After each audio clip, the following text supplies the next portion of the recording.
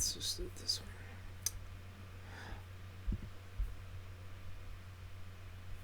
All right. Good evening, everybody. Welcome to the Sky Tonight Live from the Casper Planetarium. My name's Rod. I'll be your host this evening. Now, I was really kind of hoping that the skies would clear off tonight. They may yet. We'll see. I see a little blue sky out there right now. But we'll kind of see what happens. So tonight's episode is about observing features on the surface of the moon with binoculars or a small telescope. So if you have you can do this with the naked eye, but using a pair of binoculars or a hunting spotting scope, you start to see details that you never noticed before, which is really kind of cool. So let's go ahead and step outside. Let's go ahead and step outside here. And we go outside, and if you look towards the southwest, now our sky here, we're looking towards the southwest. It's a little before sunset. And I'm going to go ahead and let's just go forward in time a little bit. Let's just speed up time. Gotta find my cursor. There we go. I got a lot going on here, and so I got cursors and screens and stuff all over the place. So there we go. So let's go forward in time until the sky gets a little darker. There we go. And as the sky darkens, there we go. The most obvious thing in the sky is obviously going to be the moon. And there we can see the moon right there. I'll just target the moon. Let's center on the moon there. Now, when you look at the moon in the sky, the first thing you notice is it's got some light areas, it's got some dark areas, and for thousands of years, people saw patterns in those light and dark spots. So let's see if we can zoom in a little bit here. Oops. Okay, let's just zoom in here a little bit. And as we zoom in on the moon, people used to make patterns of the dark and light places. In fact, the dark places even became associated with seas or oceans. And the name we give to them is actually derived from seas or oceans. The word is Maria. Together they're called Maria, and individually they are called mare. So a mare, each distinctive mare has a specific name. So if we were to zoom in just a little further here, we can see that they're all more or less kind of round. The mare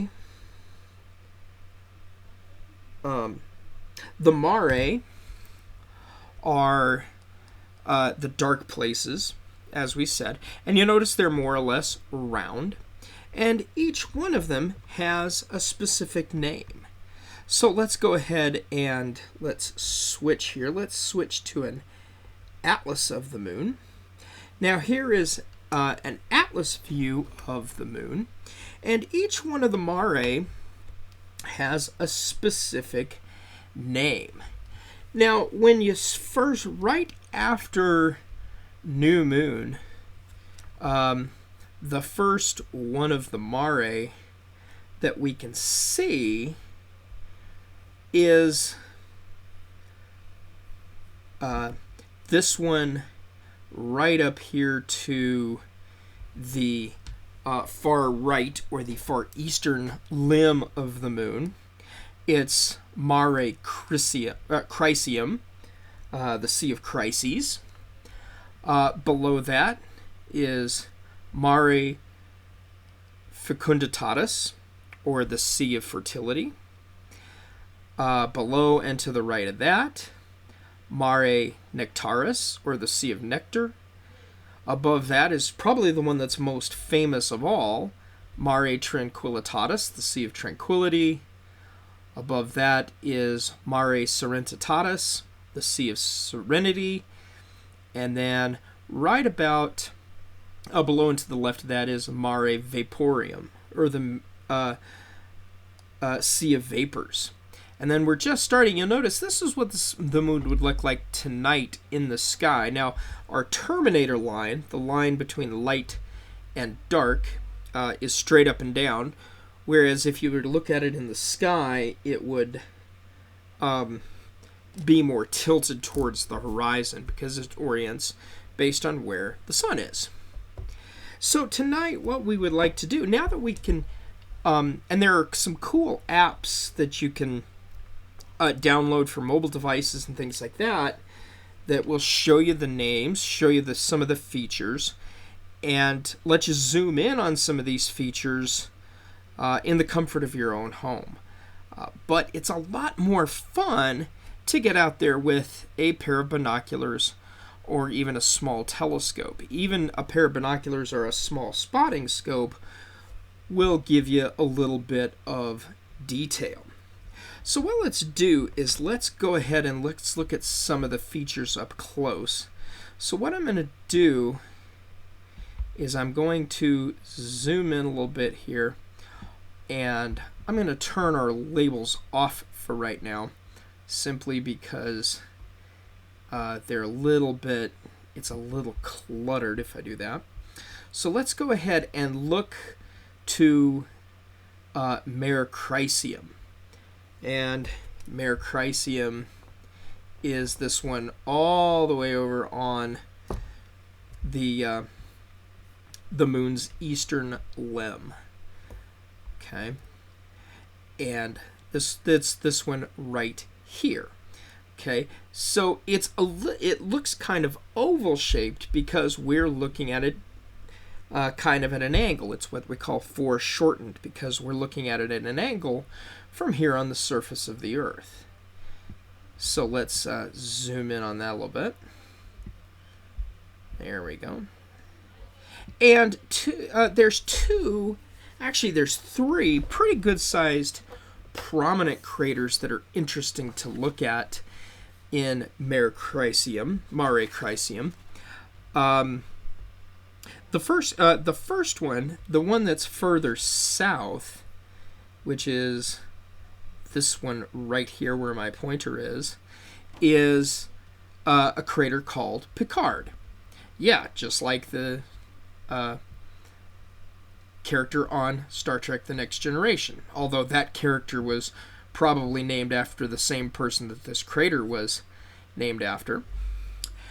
So that is crater, this one here is crater Picard. And then if you go more north, this one up here is crater Pierce, and it's a little bit smaller. Now, if you happen to have a slightly bigger telescope, right above it, right above crater Pierce, is a crater called Swift. And it's a little harder to find. It really depends on what kind of instrument you're using. And one of the things we can also see, not only can we see craters, but with binoculars or a telescope, we can also see these ridges. And there's a whole range, there's a whole dictionary. Oh, we don't see your pointer. Okay, so let me see if I can do this without... Okay, so let me just turn on my annotations and we can see those there. Alright, let's turn on our annotations here. There we go. Actually, I'm also going to shut off one of my other apps that's running here. Let me do that first, and maybe I'll speed up the operation here a little bit. There we go. There we go. Oh, that's much better. There we go. Okay, so here is crater Picard. If we go right up here, here's crater Pierce is right here, and Swift is a little bit north of that. Okay, so we also see those these. Oh, I see why. Okay, so we also see these valleys, sometimes called rills, and when we're looking at some of these features are up, some of these features are down. And so it just kind of depends. Some of if they are a depression like a valley, they have one kind of name. If they're a ridge of some kind that's higher in elevation, they have another kind of name. And there are books about what those mean. Okay, so that is a couple of the craters in Merocrysium. Okay, so let's go ahead and let's turn our annotations off again. Mostly because when I zoom to another spot, it's a little bit messy, I think. So let's go ahead and back out away from the moon here.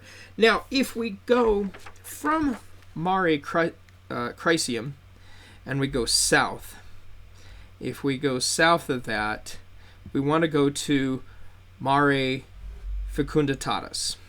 Sounds like something from a children's movie, doesn't it?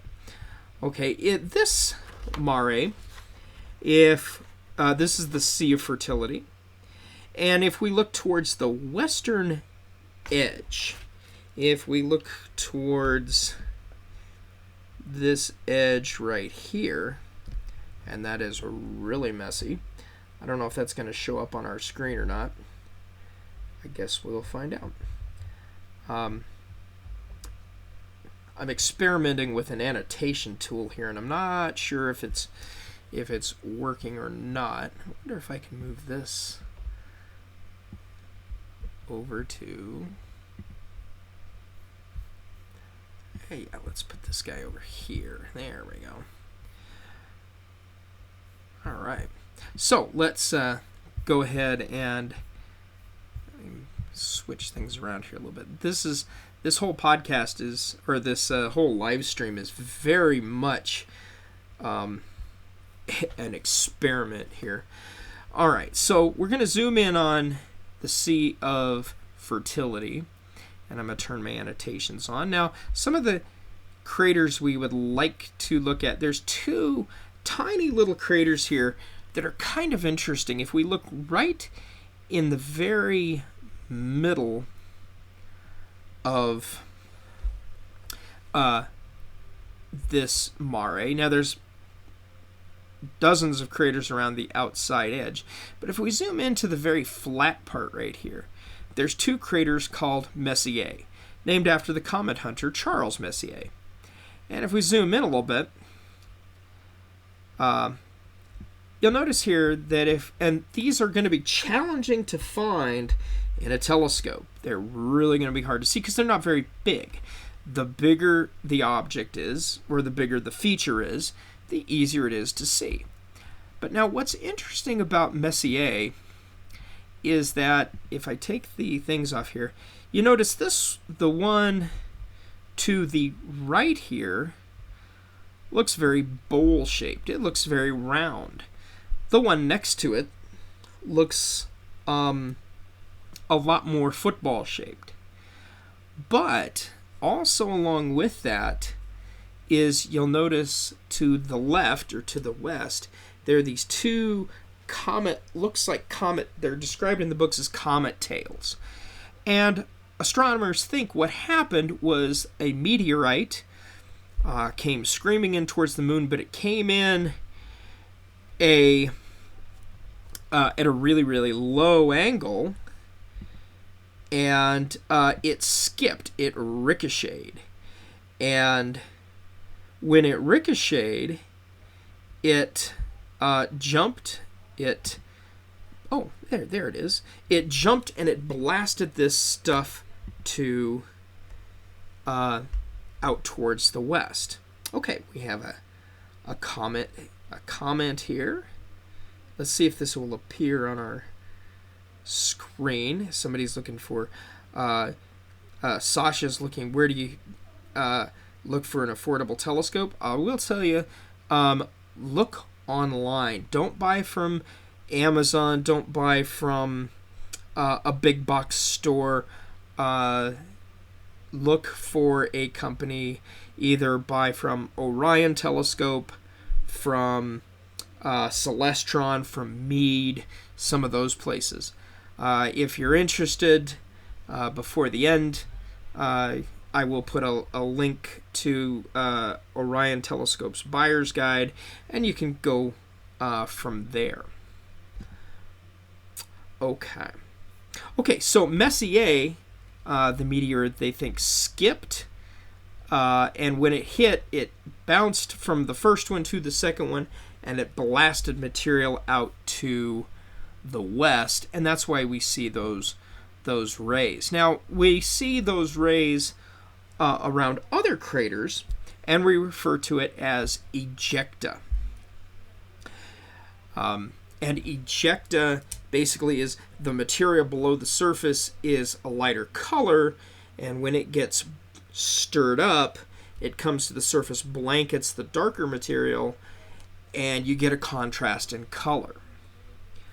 All right, so let's back out away from that.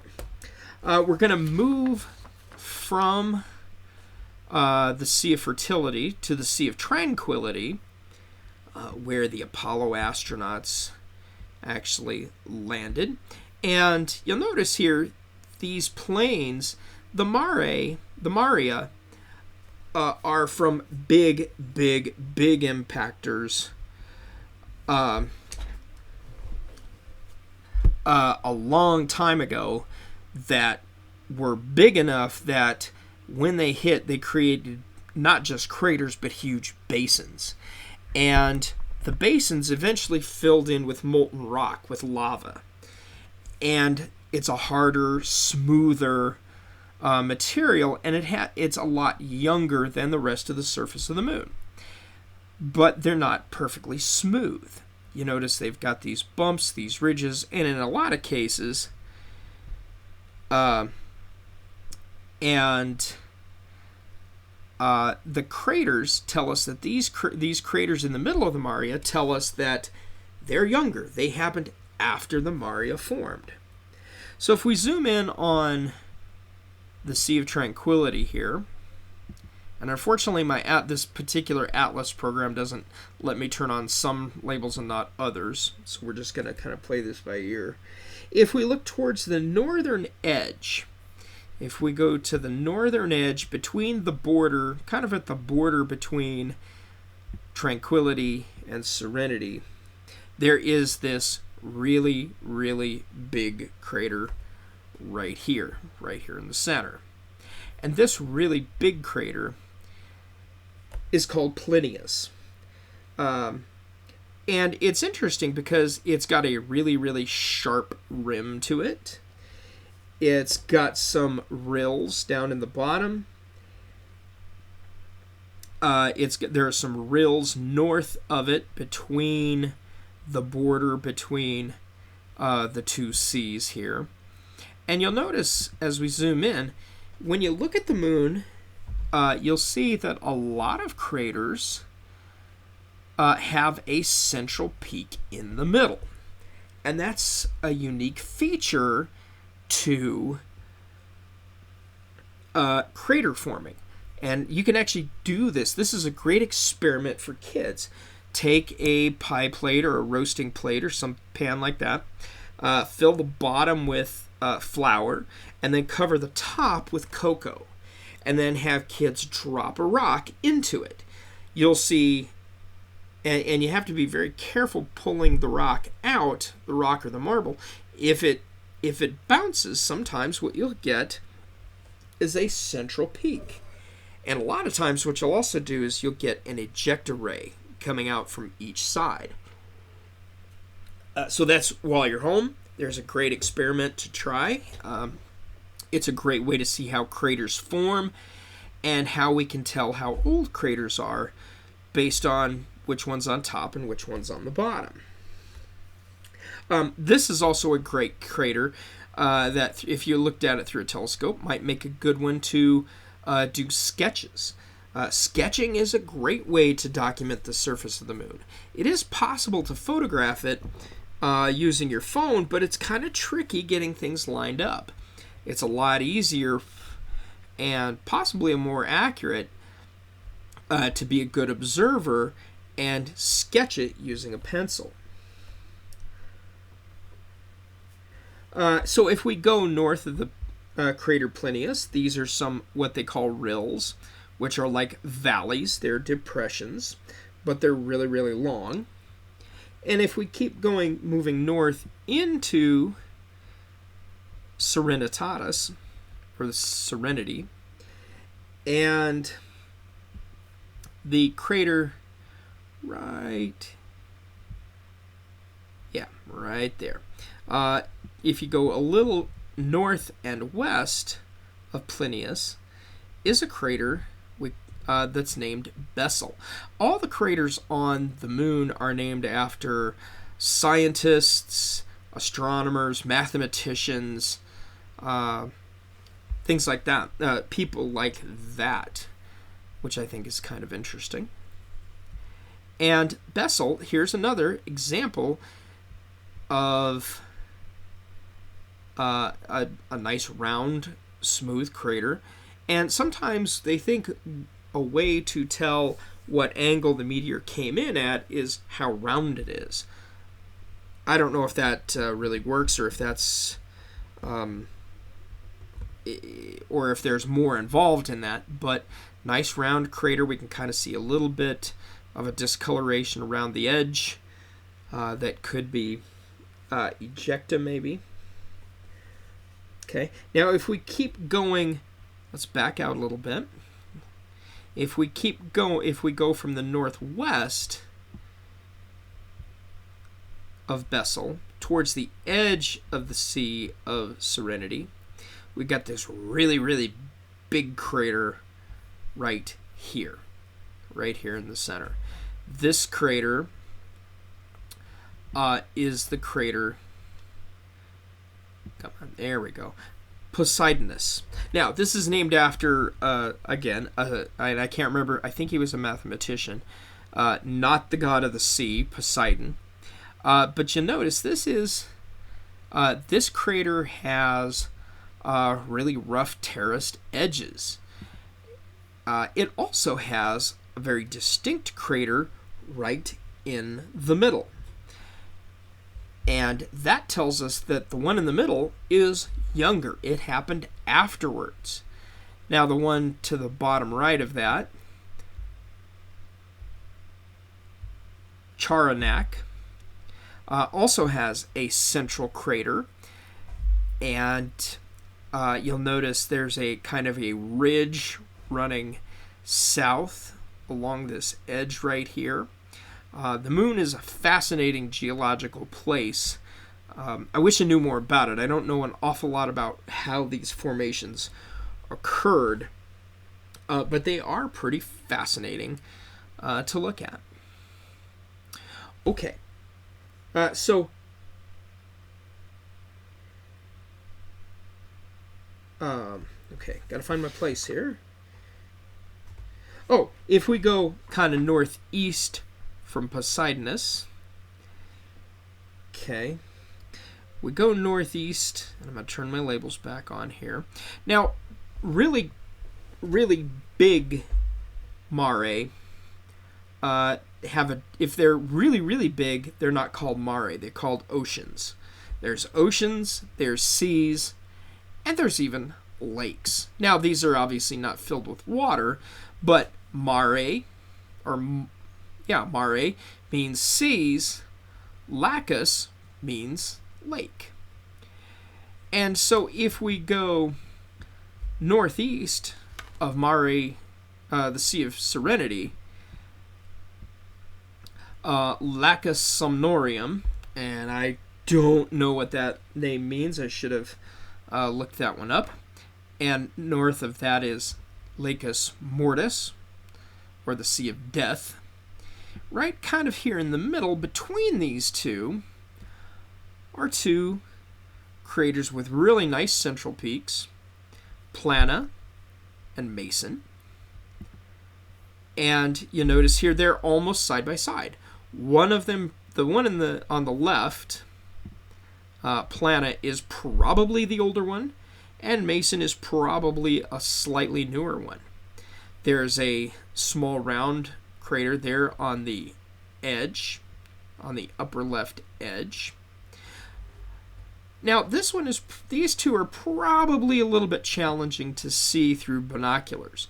But if you can, you might want to see, you can kind of see the central peak there. Now if we go northeast of that, these are the two big ones I really wanted to point out here. These are the craters Hercules and Atlas. You notice Hercules has a really big central crater there. Atlas kind of has a central peak. Atlas has a lot of terracing to it, means stair steps along in the within the crater. And I wish I had a little more time to do a little more research. I'm not a geologist. You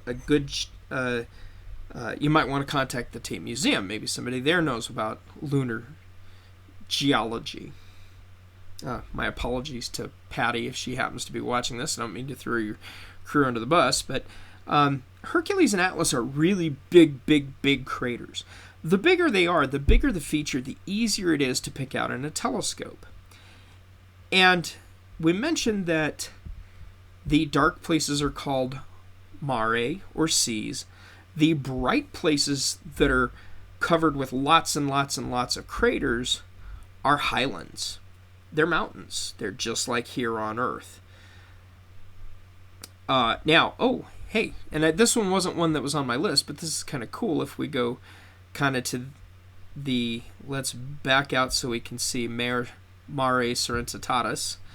If we go towards the Terminator, we're seeing the first edge of Mare Imbrium, and there is this crater right here, Aristillus. This is a great crater to look at because, one, it's pretty big. Two, it has a nice big central peak. But if you back out a little bit, and if the lighting is right, you can see ejecta coming from it. Those rays of different colors. And those are just a few. You could spend all night staring at the moon with binoculars or a small telescope. Now, with binoculars, the challenge is that we wobble. We tend to jitter. Now, they do make... most binoculars have a little cap between the two objective lenses that you can pop off, and it's got a threaded place there like you would see on the bottom of your camera. And you can buy a nifty little adapter that will screw into that and then screw to a tripod head.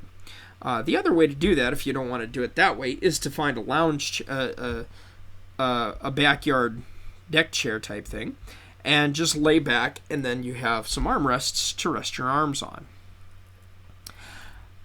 So that is a little bit about some of the cool features. I focused primarily on the craters associated in or near the mare, simply because it's easy to find the mare, and it's a little easier to find some of the craters that are in them.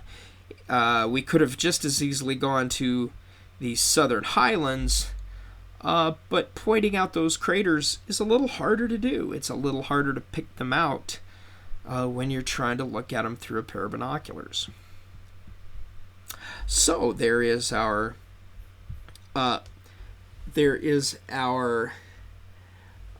presentation for the evening. I'm hoping it clears off a little bit so we can all get out with our binoculars or our small telescopes. If not, keep an eye out.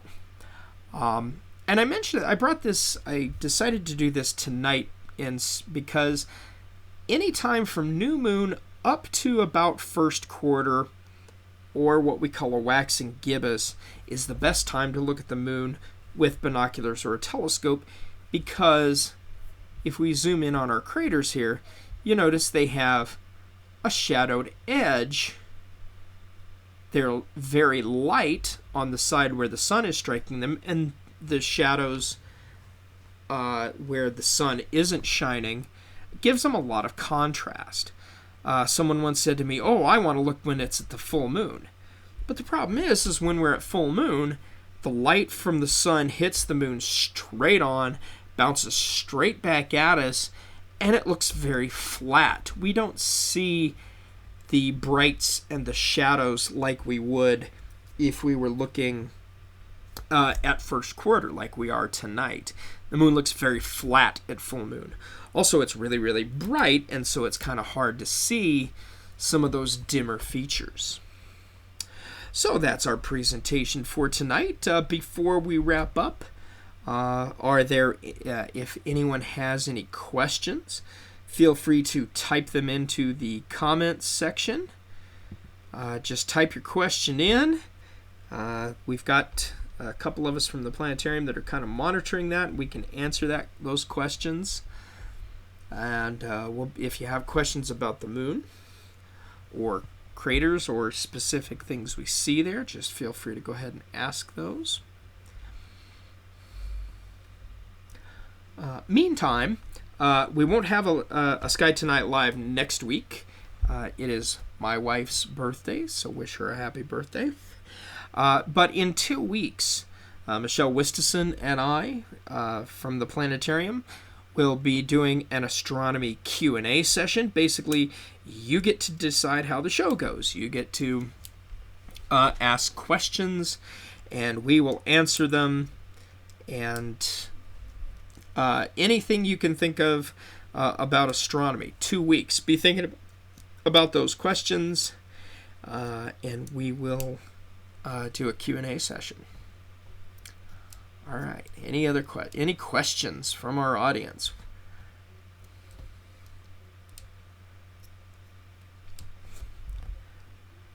Can you zoom in on the moon landing spot? I'm assuming. Okay, so which one? Let me go ahead, and I think I can't do it on this particular. Well, maybe I can. Let me see. Here we go. Okay, so thankfully it's got a search feature. So there is, well, now it's zoomed in a bit further than what I wanted. So let's back out. Apollo 11, the first landing on the moon, occurred in the Sea of Tranquility. Okay, so we are, if you were looking at the moon, now unfortunately it switched it to a globe view. We can see this plus sign right here, right below where it says Lamont. So let me change to how we would see it from here on Earth. Okay, there we go. So the Apollo 11 landing site is approximately, well, there you can see Aldrin, Collins, and Armstrong. There we go. Hey, it does put them up there. Neat. So there is the approximate location of Apollo 11, not too far from Surveyor 5 and Ranger 8. A couple of robotic spacecraft that flew at the moon. So it's on the southern, sort of the southwestern edge of the Sea of Tranquility. Apollo 12. Unfortunately, at first quarter, we can't see where it would be. Apollo 13 obviously didn't land on the moon because of their accident. 50th anniversary this past April of Apollo 13. Apollo 14, right about there. Okay, also right now in darkness. Apollo 15. Now, this is what's kind of interesting here. Right on the edge between Serenitatis and Mare Imbrium. This is a pretty mountainous area right here. that is a pretty precision landing if you think about it. After Apollo 11, they got really good at parking it very, very close to their coordinates they wanted to. Apollo 16 in the lunar highlands, southwest of Mare Tranquillitatis, and then Apollo 17, the last moon landing, right on the northern edge between the Sea of Tranquility and the Sea of Serenity. Good question. Thanks, Chris. Chris, by the way, is a pretty amazing astrophotographer. If you get a chance to visit his page, go check them out. They're amazing. Okay. Other questions?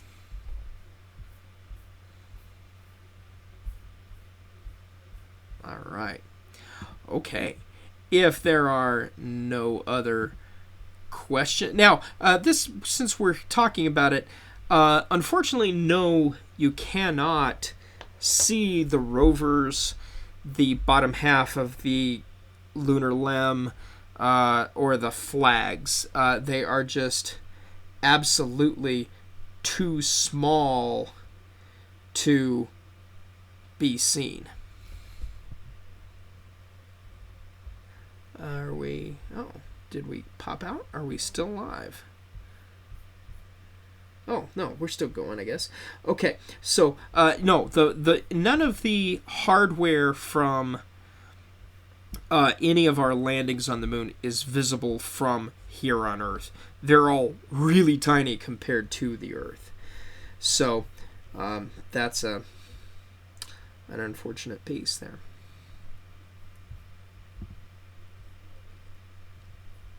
All right. If there are no other questions, we'd like to thank everybody. We'd like to thank everybody for joining us this evening. And we look forward to seeing you in 2 weeks. And keep an eye out for more podcasts, science podcasts from the Casper Planetarium and Western Skies podcast. Thanks so much. Good night.